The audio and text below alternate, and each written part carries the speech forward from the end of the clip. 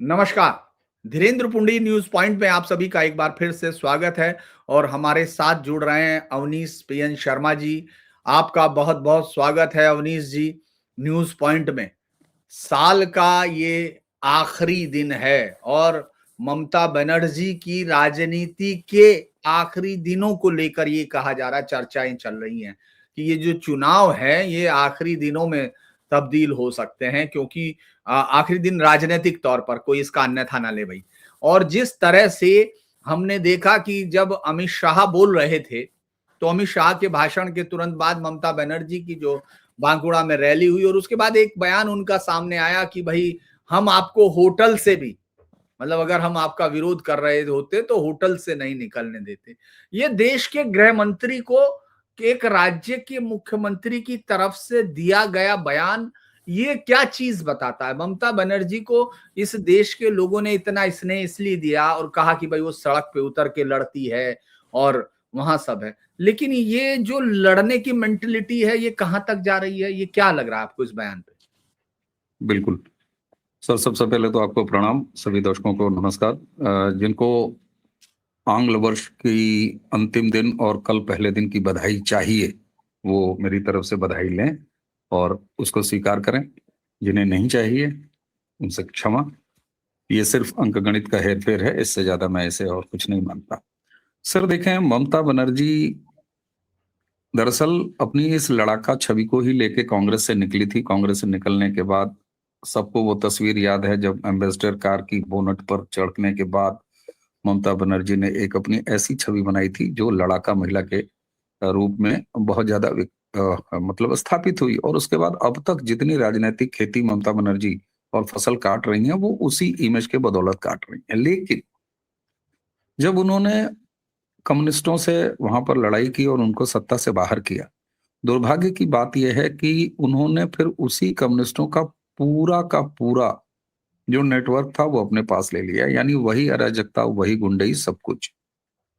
अब उन्हें ये लग रहा है कि हम अगर कोई अपने पास राजनीतिक यूएसपी खोजें तो इसके अलावा टीएमसी के पास और कोई यूएसपी है नहीं। ममता बनर्जी के पास अब कुछ वहां पर ऐसी यूएसपी नहीं है।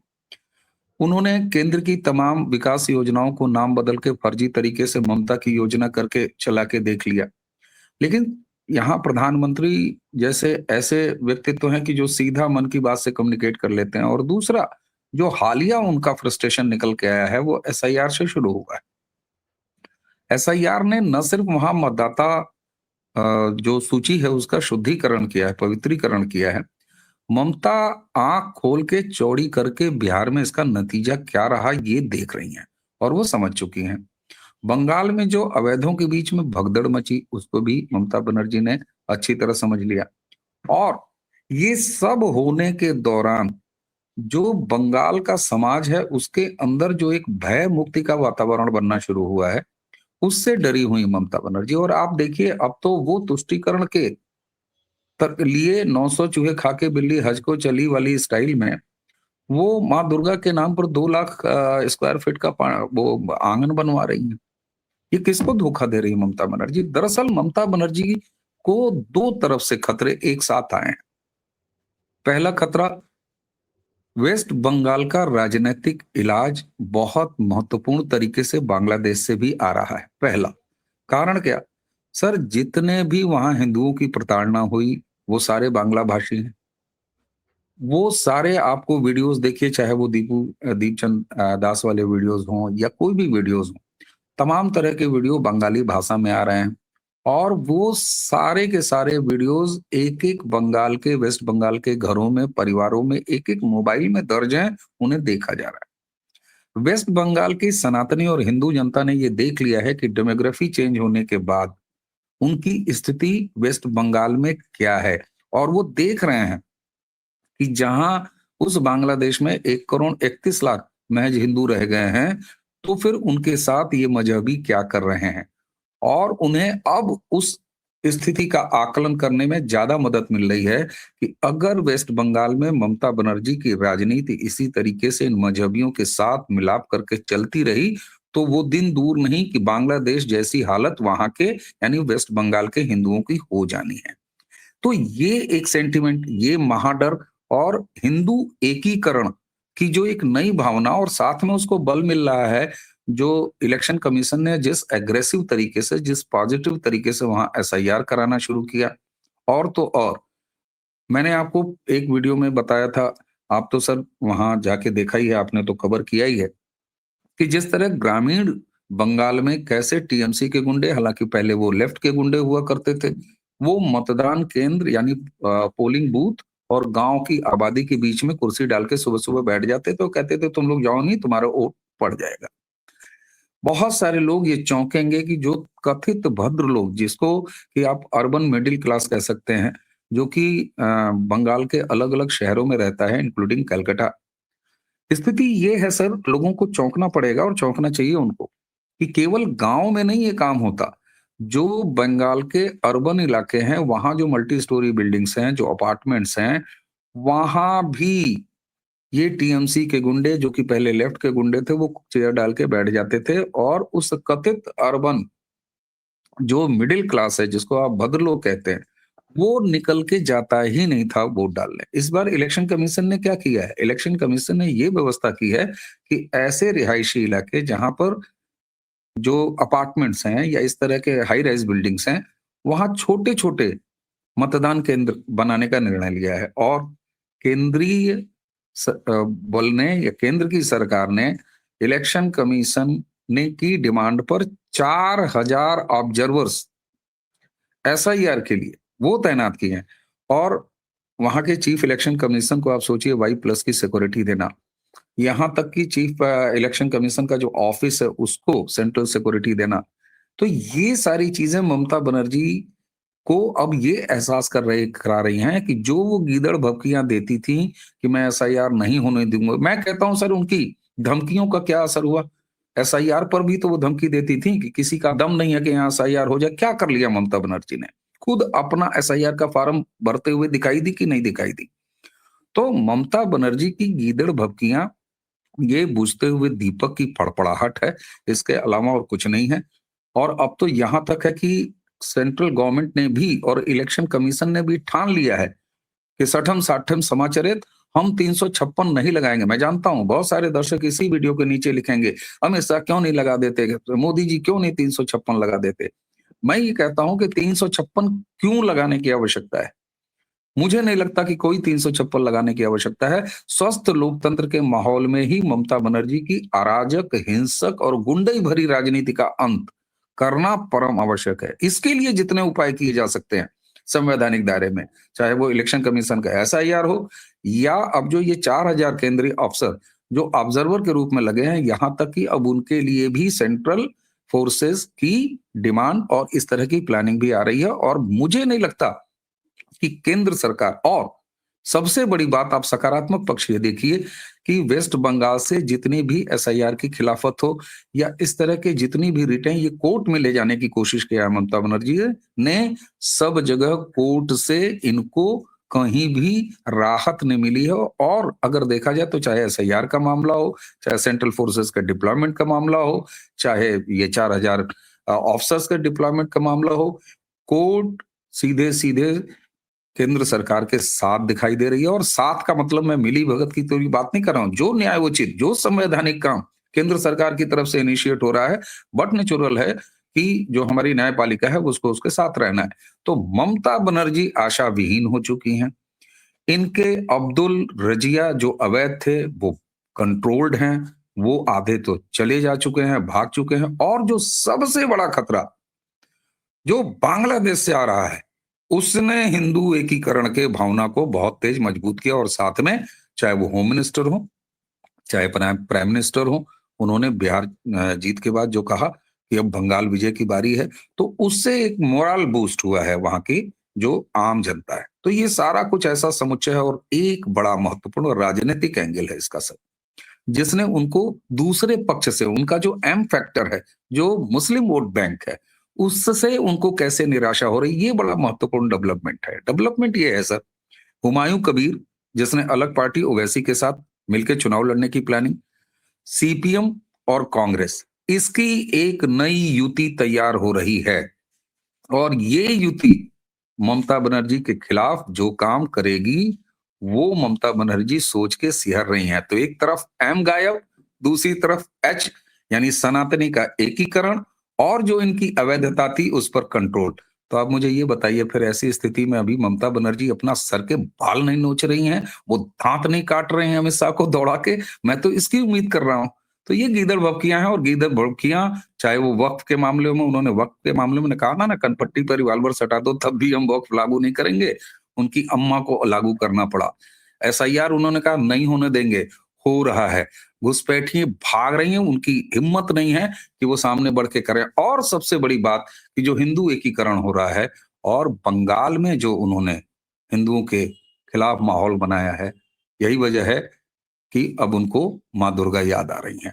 और एक घटना खाली याद दिलाऊंगा कि ये उनका माँ दुर्गा के नाम पर आंगन बनवाना, ये सारी जो मक्खन पालिश है, ये कभी काम नहीं आएगा। आप याद रखें सर, जब उन्होंने ऑपरेशन सिंदूर के ऊपर झांकी बनी हो, और आप तो अच्छी तरह जानते हैं, दर्शक भी इसको जान लें, कि वेस्ट बंगाल की राजनीति चाहे धर्म को अफीम कहने वाले कम्युनिस्टों के शासनकाल में रही हो, वो दुर्गा पूजा 1 महीने का जो पूजा का पूरा माहौल होता है उस पर बहुत ज्यादा फोकस्ड रहती है, और बड़ा अच्छा इन्वॉल्वमेंट होता है। मैं लोगों को अजीब लगेगा, पूजा पंडालों से राजनीति का बड़ा पुराना, लेफ्ट की सरकार में भी एक परंपरा रही है, सरकार फंड करती है वहां पूजा पंडालों को। इस बार उस विरोध में जो ममता बनर्जी की सरकार ने 1-1 लाख रुपया पूजा पंडालों को दिया था, ऑपरेशन सिंदूर में जब उन्होंने 24 परगना जिले में एक पूजा पंडाल को गिरवाया था, उनके प्रशासन ने सारे पूजा पंडालों ने वो पैसे सरकार के वापस कर दिए थे ममता बनर्जी के। इसलिए बांग्लादेश से असली इलाज आ रहा है, दूसरी तरफ इनका जो मुस्लिम वोट बैंक है वो दूसरी दिशा जा रहा है। मैं ये नहीं कह रहा कि सीपीएम, कांग्रेस, हुमायूं कबीर और ये ओवैसी मिलके इनके सारे वोट ले लेंगे, क्योंकि मुसलमान भी बड़ा स्ट्रेटजिक वोट करता है, वो जानता है कि हम अगर बिखरे तो गड़बड़ा जाएगा। लेकिन सर मैं कहता हूं, अगर 5-5 हजार वोटों का भी अगर डेंट मिला तो बहुत ज्यादा अंतर नहीं रहा है। तो इसलिए मुझे लगता है कि ये ममता बनर्जी की खिसियाहट की असली वजह है। दरअसल दर्शकों को मैं ये बता दूं कि असली कहानी कहीं छिप गई है। असली कहानी ये हो रही है कि जो आयोग की टीम सुनवाई के लिए पहुंच रही है, उनको जो है एसआईआर से जुड़े जो विशेष वो पर्यवेक्षक हैं, उनको स्थानीय स्तर पर ये घेर रहे हैं, नारेबाजी हो रही है, सुनवाई रोक रही है, और अधिकारियों को घंटों तक बाहर नहीं निकलने दिया गया। ये केवल नाराजगी, स्वयंस्फूर्त विरोध नहीं है, बल्कि एक दबाव है। चुनाव आयोग के लिए पहला संकेत यही था कि उसकी प्रक्रिया को खुली चुनौती दी जा रही है। बीरभूम में हालत और गंभीर हो गया। आपको याद होगा बीरभूम का वो आदमी, अणुवस्त्र मंडल खेला हुए वाला, जब आयोग की टीम पहुंची, रास्ता रोका, वाहन आगे नहीं बढ़ सके, स्थिति नियंत्रित करने के लिए पुलिस को हस्तक्षेप करना पड़ा।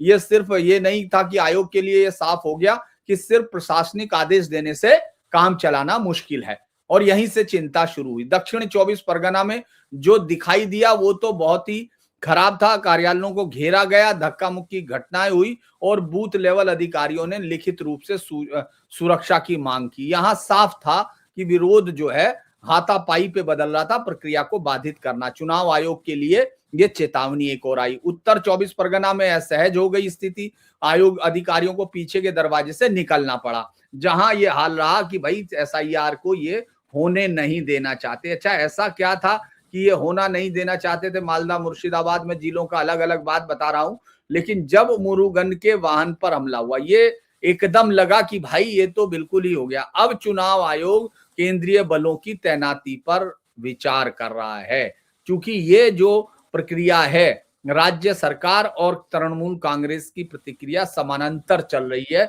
हर एक बार वो चुनाव आयोग के तमाम चीजों को रोकने की कोशिश कर रहे हैं। और जो ये बात कही जा रही थी कि जब तक सुरक्षा बल नहीं होंगे केंद्रीय, तब तक जीत की गुंजाइश कम होगी। लोग लगातार, सारे समर्थक कह रहे हैं कि साहब किसी भी तरह से राष्ट्रपति शासन में चुनाव करवाइए अवनीश जी। लेकिन ममता बनर्जी तो मुझे लग रहा खुद ही आमंत्रित कर रही हैं, देश के गृह मंत्री को चुनौती दे रही हैं, चुनाव आयोग के अधिकारियों पर अब हमले होने लगे, और चुनाव आयोग अब केंद्रीय बलों की बात कर रहा है। मुझे लगता है ये तो कोर्ट भी नहीं रोक पाएगी इस तरह की चीजें। सर इस पर थोड़ा बाद में आते हैं। आपने जितने फैक्ट्स रखे कि अभी क्या क्या वो कर रही हैं, और ऑब्जर्वर क्या करने गए हैं वहां पे, ये सुनवाई किस लिए हो रही है? ये सुनवाई का दौर उस लिए हो रहा है जो 1,90,00,000 ऐसे सस्पेक्टेड नाम थे जो एसआईआर के दौरान शॉर्ट आउट हुए थे, जिनके माँ बाप के और उनके बीच में 5-5 साल का अंतर यानी फ्रॉड है। दादा में पता चला 25 साल केवल उम्र का अंतर है। दूसरा, एक ही बाप का नाम एक ही है और 15-15, 18-18 आ रहे हैं। बहुत से ऐसे हैं जो अनट्रेसेबल हैं। सुनवाइयां इसीलिए न हो रही हैं। आप मुझे ये बताइए कि ममता बनर्जी अपने ही पैर पर कुल्हाड़ी मार रही हैं ये सारी गुंडई करा के, क्यों? उसकी भी वजह बता रहा हूं। सबसे ज्यादा अवैध जो 1,90,00,000 हैं, अगर इनकी सुनवाई नहीं होगी तो यही संख्या तो गायब होगी। अभी मान लीजिए 58 लाख संख्या कम हुई है, ये 1,90,00,000 it needs to be verify. और उस वेरिफिकेशन और उस सुनवाई, वेरिफिकेशन कब होगा? जब सुनवाई होगी, आपत्तियों का निराकरण होगा। तो ये संख्या घटती उन्हीं 1,90,00,000 से। ममता बनर्जी और टीएमसी के गुंडे इसी को रोक रहे हैं। इसका मतलब क्या है सर? कि ये नाम कभी भी सुनवाई के दौरान वापस लिए नहीं जा सकते थे। ये सारे के सारे ममता बनर्जी के वो फ्रॉड नाम हैं।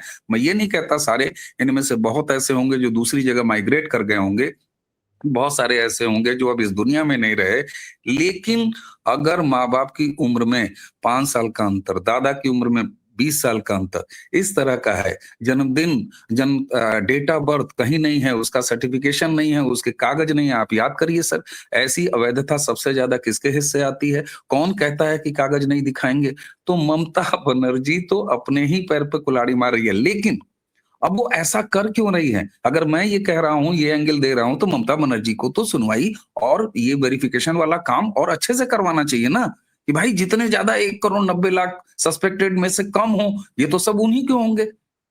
लेकिन इसकी वजह ये है सर कि ममता बनर्जी को ये पता है कि जब वहां पर सुनवाई होगी, कागज एक नहीं दे पाएंगे, नाम का दुरुस्तीकरण एक नहीं हो पाएगा, तब स्थिति बद से बदतर हो जाएगी। और मैं बता रहा हूं सर, अब ये 1,90,00,000 में से अगर 10-15 लाख, मैं कहता हूं, क्योंकि ऑनलाइन सुविधा भी है अपनी आपत्तियां दर्ज कराने की और तमाम तरीकों की, तो जो वो क्लास है जिनको भी ये शंका है कि इनमें से हिंदुओं की या सनातनियों की ये आपत्तियां कैसे निराकरण होगा, तो मैं ये आपको भरोसा दिलाता हूं कि बंगाल का समाज राजनीतिक रूप से इतना प्रबुद्ध समाज है कि वो ऑनलाइन इसका रास्ता खोज लेगा। जमीन पर सर, वहां मोहल्ले मोहल्ले हर पार्टियों के ऑफिस होते हैं। बंगाल का पॉलिटिकल कल्चर है, आपको अच्छी तरह पता है, चाहे वो कैरम क्लबों के माध्यम से हो, चाहे किसी तरह से हो। तो ऐसा नहीं है कि वहां पर बीजेपी सोई हुई है, वो भी इस काम पे लगेगी। तो लेकिन ममता बनर्जी अब अपनी लड़ाई हार चुकी है। 1,90,00,000 सस्पेक्टेड वोटर्स के वेरिफिकेशन के काम में भी बाधा डालना, ये साफ तौर पर इस बात को बताता है कि ममता बनर्जी का खेल खत्म है, राजनीतिक खेल खत्म है। ईश्वर करे वो दीर्घायु हो, खूब जिए और बढ़ोतरी तक अपने किए गए कर्मों का वो फल देखती रहें जब वेस्ट बंगाल में परिवर्तन आ जाएगा। तो यहाँ पर सर साफ ये दिखाता है कि ममता बनर्जी के सामने अब कोई रास्ता नहीं है। और मैंने कई बार आपके कार्यक्रम में ही कहा, ममता बनर्जी अगर गुंडई करती हैं तो आगे कुआं है, अगर ममता बनर्जी गुंडई नहीं करती हैं तो राजनीतिक रूप से एसआईआर ने वो जमीन बना दी है कि पीछे खाई है। तो ममता बनर्जी के पास अब कोई चारा नहीं है, वो इसी तरह बिलबिलाएंगी। अभी तो देखिए आप, वो विक्टिम कार्ड भी खेलेंगी, वो अपना हाथ पैर भी तोड़वा सकती हैं। इसलिए मैं तो कहूंगा, अमित शाह जी, आपको होटल से भले ना निकलने दें, लेकिन उनकी सुरक्षा का जरा ध्यान रखिए, उनके ऊपर ड्रोन वोन उड़वाते रहिए कि वो किस तरह से कांड करेंगे। म्यूट हूं सर। ये लग रहा है दर्शकों को, दरअसल और जानकारियां इस प्रोग्राम के लिए मैं देता हूं कि जो असली खेल हो रहा है, असली खेल पहले याद होगा पासपोर्टों के नाम पर कि बहुत ज्यादा संख्या में पासपोर्ट बनाए गए। वैसे इसमें एक अब्दुल गई करके पासपोर्ट केंद्र में काम कर रहा था, वो पकड़ा गया था, उसने 70 से 90 के करीब पासपोर्ट बनाए थे। लेकिन पासपोर्टों की संख्या मुझे भी ये लग रही थी कि ऐसे कैसे हो सकता है भाई, पासपोर्टों से आप हजारों लाखों वोटों को नहीं कर सकते। वो केंद्रीय एजेंसीज भी देखती हैं, उनमें सब में सारा होता है फिर उसमें। तो असली खेल जो हो रहा है वो ये खेल है कि पिछले 2011 से या 14 से लीजिए, करोड़ों लोगों के सर्टिफिकेट इशू किए गए हैं पिछड़ा ओबीसी वाले। अब ये एससी एसटी ओबीसी के जो ये जो किए गए हैं, अगर ये सब उनके सर्टिफिकेट इशू किए गए तो उसका एसआईआर में क्या रोल हो सकता है, ये भी मेरा सवाल था कि भाई ये ठीक है।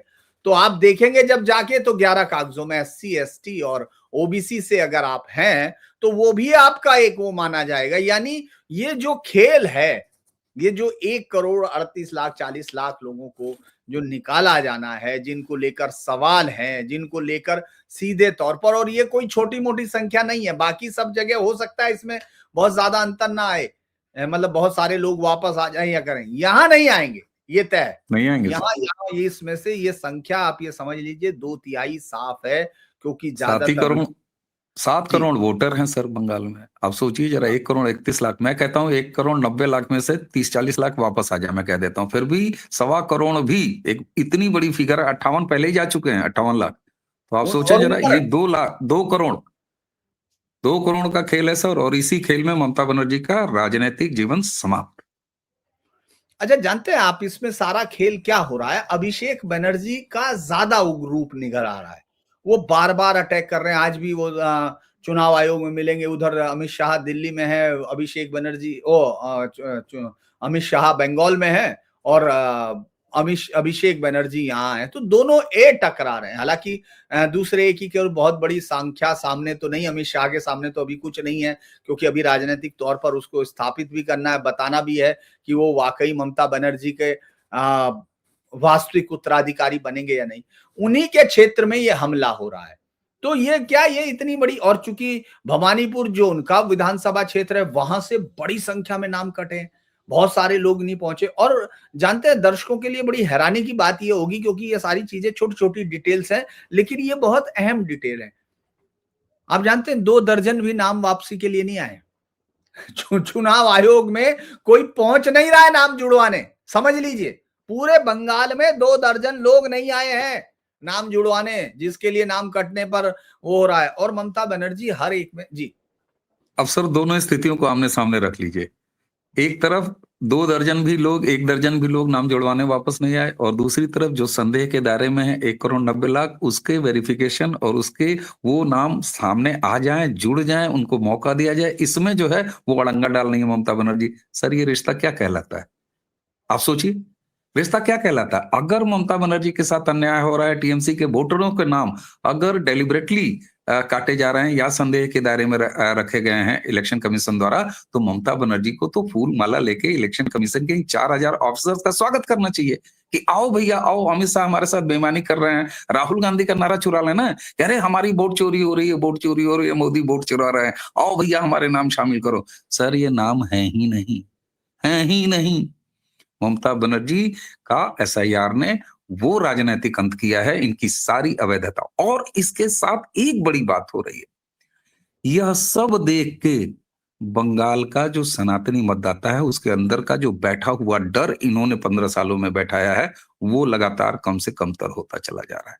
और अगर डर कम से कमतर होता चला जाएगा, सेंट्रल फोर्सेस की तैनाती, एसआईआर के बाद शुद्धिकरण, पवित्रीकरण सूची का, तो आप सोचिए सर ये कौन सा माहौल बनेगा। और उन सब के ऊपर बांग्लादेश में बार बार रिपीट कर रहा हूं, क्योंकि एक चीज जान लें सर आप, बंगाल में या बंगाली प्राइड जिसको कहते हैं या बंगाली आइडेंटिटी, इसको ये माहौल बना दिया गया कि ये सनातनी पहचान हिंदुत्व की पहचान से भी ऊपर है। ये लेफ्ट के दौरान हुआ, कांग्रेस ने भी इसको पोषित किया। तो बंगाली प्राइड और बंगाली सेंटिमेंट अगर नंबर 1 पर है उस समाज में, तो जो बांग्लादेश में जो हिंदुओं के साथ हो रहा है वो भी उसी पैकेज में आता है, जो बंगाली प्राइड है, जो बंगाली फीलिंग है, जो बंगाली आइडेंटिटी है, ये सब उसके ऊपर भारी है। तो इसलिए हिंदुओं का एक तरफ एकीकरण और दूसरी तरफ अवैध का ध्वस्तीकरण, ये दोनों मिलके ममता बनर्जी का ये हाल कर रहे हैं। और अभिषेक बनर्जी की छटपटाहट तो होगी ना सर, ममता बनर्जी बूढ़ी हो रही हैं, उम्र बढ़ रही है, अगर उनकी कोई राजनीतिक विरासत संभव हो सकती है तो वो तो अभिषेक बनर्जी नेचुरल क्लेमर है। तो जब सर दुकान ही बंद हो जाएगी तो वारिस का क्या होगा? तो ये तो वही वाला हाल है सर कि जिसकी शादी होनी है, जिसका दूल्हा बनना है, आप जो है समाज से उसका बहिष्कार करवा दे रहे हो, हुक्का पानी बंद करवा दे रहे हो, तो उसको दुल्हनिया मिलेगी कहाँ से सर? तो अभिषेक बनर्जी की समस्या उनके राजनैतिक नसबंदीकरण की है कि भैया ये तो बुआ ही खत्म हो जाएगी, उसके बाद फिर भतीजा क्या करेगा? तो ये अभिषेक बनर्जी की प्रॉब्लम है सर। तो अगर ये यहाँ से हम देखते हैं, अमित शाह चूंकि पूरी तरह से वहां मौजूद हैं, कमान भी ली हुई है, लेकिन आपको लगता है कि एंड टाइम पे कहीं पिछली बार जैसा कुछ ना हो जाए? पिछली बार जैसा? सर देखिए, पिछली बार जैसा इसलिए, अगर मैं ये आशंका से बिल्कुल इस आशंका को खारिज नहीं करूंगा। मैंने अभी कहा कि ममता बनर्जी अपना पूरा ड्रामा कर सकती हैं, अभी वो विक्टिम कार्ड भी चलेंगी, अपने आप को घायल भी कर सकती है, तमाम छोटे सस्ती हरकतें वो कर सकती हैं, मैं ये कह रहा हूं। लेकिन उसका पिछली बार की तरह फर्क क्यों नहीं पड़ेगा, मैं ये बताऊं। सर अंक गणित, ये जो 1,30,40,000 30-40 लाख 58 लाख, ये सारी अंकगणित जब गायब हो जाती है, जब जेब से पैसे गायब हो जाएंगे सर, तो आप कितनी जिद कर लोगे कि मैया मोरे हमको माखन खिलाओ? कहां से खिला खाओगे भैया, जब अंटी में पैसे ही नहीं है? तो ये जो नंबर्स था जिसके बदौलत वो खेला बोलती थी, क्योंकि उनको तो पता था ना कि हमने क्या खेला कर रखा है। इस बार उनके मुंह से खेला हो वो निकल रहा है, वो कॉन्फिडेंस कहां गया ममता बनर्जी का? वो सर पीटने की स्थिति में क्यों आ रही है? वो गृहमंत्री क्या ये जानती नहीं कि गृहमंत्री को इस तरह से कहना, ये अभी भी संकेत देना चाहती हैं कि मैं मजबूत हूं, मैं गृहमंत्री के ऊपर ऐसा बयान जारी कर सकती हूं। कर जमीन पर ये कुछ पा नहीं रही हैं, न एसआईआर रोक पाई, न वक्फ बोर्ड लागू करने से रोक पाई, न उपद्रव किया। और रही सही कसर एक चीज, अगर ये आगे कुछ पिछली बार की तरह करेंगी तो सर इमीडिएट एक्शन होगा। और सेंट्रल गवर्नमेंट 356 को इनिशिएट करे चाहे ना करे, मैं तो अभी भी कहूंगा कि ना करने की जरूरत है, लेकिन सेंट्रल गवर्नमेंट करे चाहे ना करे, संवैधानिक काम वहां पर कर रही इलेक्शन कमीशन तो इनिशिएट कर सकती है, और राष्ट्रपति के पास सीधे चली जाएगी CC to government of India. फिर क्या कर लेंगी ममता बनर्जी? इसलिए सर दोनों तरफ से ये फंस चुकी और बहुत शानदार ट्रैप में फंसी। और ये जितनी धमकी प्रधानमंत्री को दें चाहे गृह मंत्री को दें, ये दोनों राजनीतिक मास्टर हैं सर, अपने हक में इसका इस्तेमाल कर लेंगे। अच्छा, उन्होंने बहुत कहा था, याद होगा आपको, भगवान राम को और माँ दुर्गा को ही उन्होंने अलग अलग रख दिया। यानी सनातन के अंदर वो ये कहना चाहती थी कि दायां हाथ अलग है, ये अलग है, और इसने मारा है तो आप इसको सजा नहीं दे सकते। इसीलिए मान लीजिए आपने इससे चाकू मारा है, तो वो ये कह रही थी कि इस हाथ को सजा नहीं होनी चाहिए, इसलिए आपको जेल नहीं भेजा जा सकता। वो ये कहना चाह रही थी। याद होगा कि आप दुर्गा की पूजा करें, माँ काली की भी पूजा करें, काली का देश है, यहाँ राम का कोई वो नहीं है, ये सब चीजें उन्होंने बहुत बताई। लेकिन जैसे जैसे चुनाव के हार की संभावनाएं सामने आती जा रही हैं, वो अभी तो उन्होंने दुर्गा आंगन के साथ किया, चलिए दुर्गा एक आंगन बनाया, बहुत अच्छी महाकाल, बात है। महाकाल, महाकाल जा रही है, महाकाल बना रही है। इससे पहले जगन्नाथ दीघा, चलिए जगन्नाथ तो इसलिए भी है कि भाई बंगाल में वो पूजा हमने मान लिया कि भाई उसकी एक संस्कृति रही है वहां, और बंगाल का हिस्सा एक समय में उड़ीसा को राज्य के तौर पर भी माना जाता रहा, और ऐतिहासिक रिश्ते, सांस्कृतिक रिश्ते एक जैसे रहे। लेकिन यहाँ क्या है, अभी तो महाकाल आप रहे हैं। मुझे लगता है, आपको लग रहा है कि वो जो भगवान राम की जो मूर्ति है उसका भी कोई भव्य अनावरण कहीं हुगली या उसके तट पे करने की घोषणा करेंगी ममता बनर्जी? सर लेकिन इसका असर होना नहीं है। हिंदुओं की हत्याएं जो बांग्लादेश में, मैं कह रहा हूं ये सबसे बड़ा मुद्दा होने जा रहा है, और ये बड़ा साइलेंट मुद्दा होगा, इस ये अंडर करंट रहेगा सर। बंगाली समाज इसे बोल नहीं रहा, लेकिन दिन में 4 बार वो अपने मोबाइल पे, उनके बच्चे अपने मोबाइल पर, उनके घर की माताएं अपने मोबाइल पर हिंदुओं की हो रही हत्याओं को देख रही हैं। वो बंगाली प्राइड इस रूप में कन्वर्ट हो रहा है, और वो ये महसूस कर रही है कि संख्या अगर कम हुई, और उन्होंने होते हुए देखा है ममता बनर्जी के राज में कि किस तरीके से डेमोग्राफी अनेकानेक जिलों में, अनेकानेक सीटों पर हिंदुओं की बदली है स्थितियां। तो वो इस सच्चाई को देख रहे हैं कि पड़ोस में क्या हो रहा है। और सर बहुत से बंगाल में आप चले जाइए सर, अभी भी हिंदी में आप वीडियो टहला दीजिए, नहीं समझ पाते हैं। तो वो जो बंगाली भाषा में रोते कलपते अभी अंतिम संस्कार के वीडियो, मैं आपको अपने सूत्रों के हवाले से बता रहा हूं, ये स्ट्रॉन्ग सेंटिमेंट, और इसने बहुत बड़ा काम किया, और ममता बनर्जी के पास इसका फीडबैक है। ये जो माँ का आंगन, माँ दुर्गा का आंगन, ये महाकाल, ये तमाम चीजों का ये जो ड्रामा कर रही हैं, ये उसी का नतीजा है। उनके पास भी फीडबैक है कि क्या हो रहा है। तो निश्चित तौर पर, और वो जो बंगाली समाज है वहां का, उसने, और एक चीज और सर, आप तो बड़े अनुभवी हैं, आपको याद होगा सर, बंगाल जब डिसीजन लेता है किसी को पलटने का ना, तो बड़ा तगड़ा डिसीजन लेता है। उसने एक बार कांग्रेस को पलटा तो 3 दशक तक ढोया कम्युनिस्टों को, जबकि 5 ही साल के बाद कम्युनिस्टों ने अपना रंग दिखा दिया था कि किस तरह से वो कैरम क्लबों के माध्यम से वसूली, गुंडई, रिगिंग, दुनिया भर की चीजें करते थे।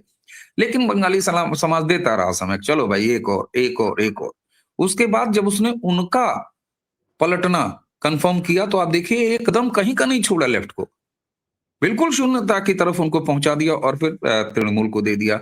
तो ये पलटने वाला जो काम है, वो पहले 30 साल, फिर अब 15 साल, अब 15 साल में ममता बनर्जी ने आवश्यकता से ज्यादा उसको कर दिया। और कुछ ये भी हुआ कि ये सारा कांड मोदी एरा में हुआ है, पिछले 11 सालों में ये सारी चीजें हो रही हैं। तो कम से कम 2014 के बाद हिंदू लाइफ मैटर्स जैसी एक बात, जो हिंदू के बारे में कोई पूछता नहीं था, इस देश के संसाधनों पर पहला हक मुसलमानों का होता था, ऐसा प्राइम मिनिस्टर हमारे पास होता थे। तो ये सारी चीजें जब बदली हैं, तो वहां का समाज भी, वो जो 30 साल के बाद वो उभी आया था लेफ्ट से, वो ममता के 15 साल में उसने काम कर दिया। और ये आपको बंगाल के विधानसभा चुनाव में दिखाई दे रहा है। बीजेपी की जो ग्रोथ रेट है, अभी भी लोग कह रहे हैं कि नहीं साहब, आप देखिए जो ग्रोथ रेट है, उसको अगर एक जंप और मिला, और जिसका माहौल इस बार तैयार हो गया है, जिसमें एसआईआर, तो ममता इस बार खेला करने की स्थिति में नहीं है सर, मैं बता रहा हूं, क्योंकि खेला का औजार उनका गायब हो गया है एसआईआर में।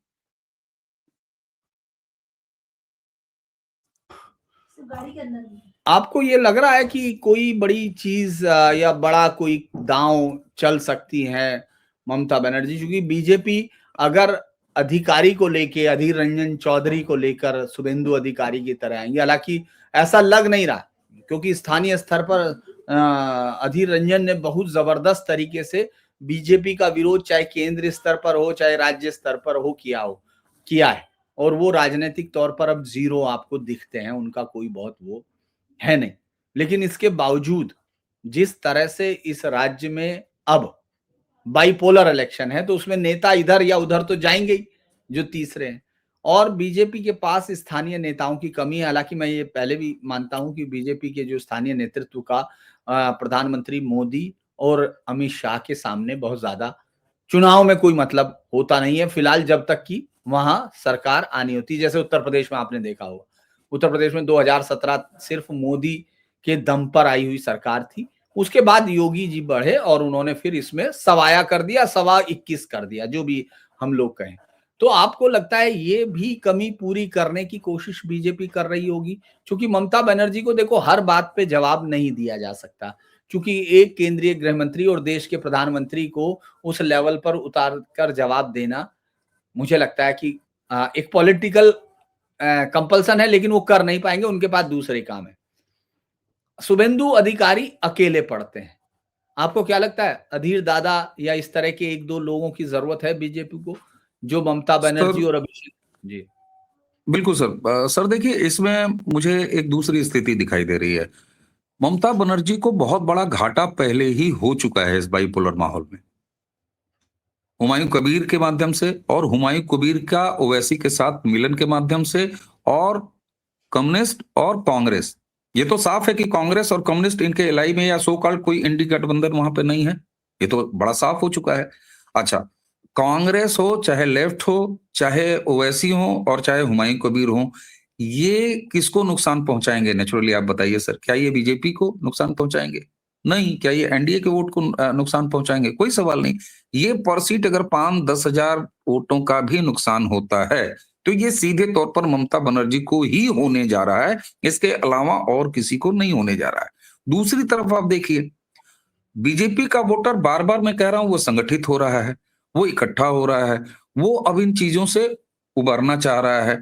उसको अच्छी तरह पता है कि ये पहले एक फैक्टर बड़ा काम करता था सर, और ममता इस खेल को करने में इतनी माहिर थी कि वो कर ले जाती थी।